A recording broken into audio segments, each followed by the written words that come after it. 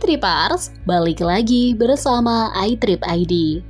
Suku Tidung merupakan sub dari suku Dayak yang memang jumlahnya ada 420 suku Dayak di Pulau Kalimantan. Setelah masuknya agama Islam, suku Dayak Tidung berganti nama menjadi suku Tidung. Suku inilah yang memiliki rumah adat yang disebut dengan rumah baloi. Rumah baloi jika dilihat dari desain memang begitu mirip dengan rumah lamin yang berada di Kalimantan Timur.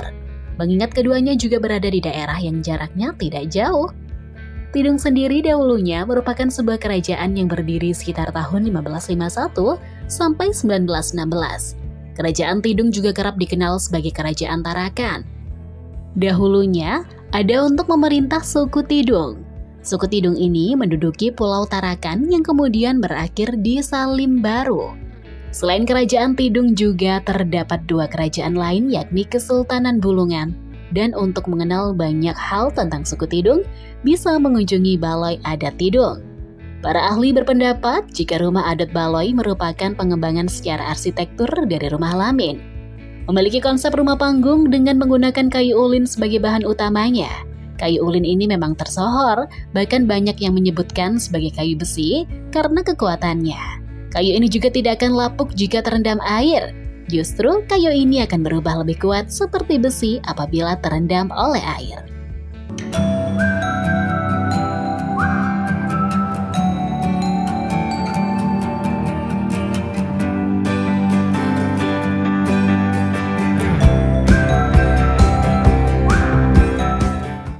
Fungsi rumah baloi.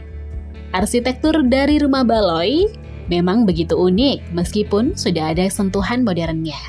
Selain itu juga lebih sederhana jika dibandingkan dengan rumah adat yang lainnya.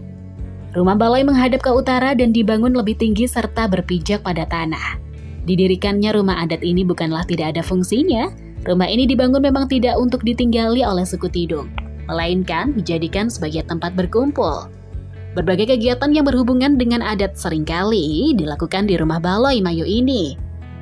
Selain itu, rumah baloi juga difungsikan sebagai hunian bagi kepala adat. Jika ada masalah-masalah yang berkaitan dengan adat, rumah baloi juga dijadikan sebagai lokasi untuk melakukan musyawarah bersama. Bukan hanya rumah adat, juga bisa dijadikan sebuah destinasi wisata budaya yang tak jarang juga akan menampilkan kesenian khas suku Tidung seperti tari Jepen.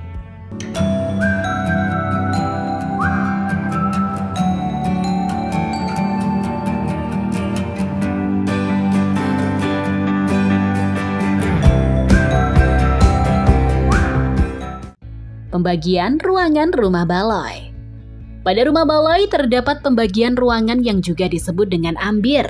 Pada bagian ambir terdapat 4 ruangan dengan fungsi yang berbeda-beda untuk setiap ruangannya.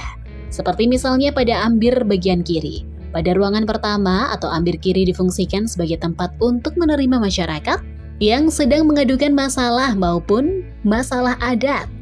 Para tetua adat serta yang berkaitan dengan masalah tersebut akan berkumpul di ambir kiri. Ambir kiri ini juga dikenal sebagai alat kait untuk masyarakat. Setelah itu barulah menuju ambir tengah. Ambir tengah merupakan ruangan yang digunakan oleh pemuka adat untuk memutuskan perkara atau sidang. Di mana memang fungsi utama dari ambir tengah untuk balai sidang sebagai tindakan lanjut masalah yang terjadi.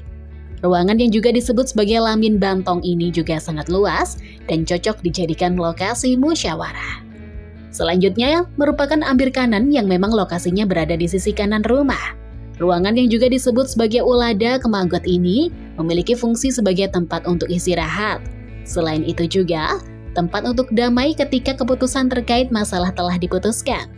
Untuk ruangan yang terakhir, lamin dalam yang digunakan sebagai singgasana dari kepala suku adat Tidung. Ruangan ini sangat khusus sehingga tidak sembarang orang bisa masuk.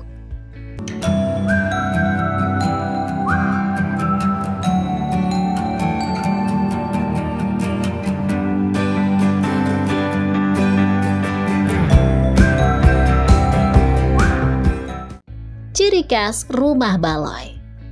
Rumah baloi ini tentunya memiliki keunikan serta ciri khas yang juga mengandung banyak nilai filosofis. Hal inilah yang membuat rumah adat ini sebagai warisan budaya yang harus dijaga serta dilestarikan. Filosofis yang terkandung juga tidak jauh menggambarkan kehidupan masyarakat dari suku Tidung. Yang mencolok adalah adanya ukiran dengan motif yang menggambarkan kehidupan laut pada bagian atap rumah dan bagian risplang. Hal ini sengaja dibubuhkan untuk menggambarkan kehidupan masyarakat dari suku Tidung yang sebagian besar memang bekerja sebagai nelayan. Selain itu, ruangan yang ada di dalam rumah Baloi memiliki fungsi yang sangat berkaitan erat dengan aktivitas kehidupan sosial pada masyarakat, di mana menunjukkan jika masyarakat Tidung merupakan masyarakat yang berjiwa sosial dan mengutamakan musyawarah untuk menyelesaikan segala masalah. Yang menjadi ciri khas selanjutnya adalah letak bangunan yang menghadap ke bagian utara, dengan pintu utamanya yang menghadap ke arah selatan. Desain yang digunakan merupakan desain rumah panggung yang memang identik dengan masyarakat suku Dayak. Pada bagian dinding juga terdapat ukiran-ukiran yang sangat dekat dengan menggambarkan kearifan lokal di daerah pesisir. Dengan dimanfaatkan sebagai tempat wisata dan pertemuan, maka rumah adat ini akan tetap dijaga kelestariannya, mengingat rumah adat merupakan warisan budaya yang tidak boleh dibiarkan punah. Apalagi dengan adanya acara-acara tahunan seperti Irau Tengkayu, yang bisa sebagai media untuk mengenalkan rumah adat Baloi ini. Biasanya diadakan 2 tahun sekali yang bertepatan dengan hari ulang tahun Kota Tarakan.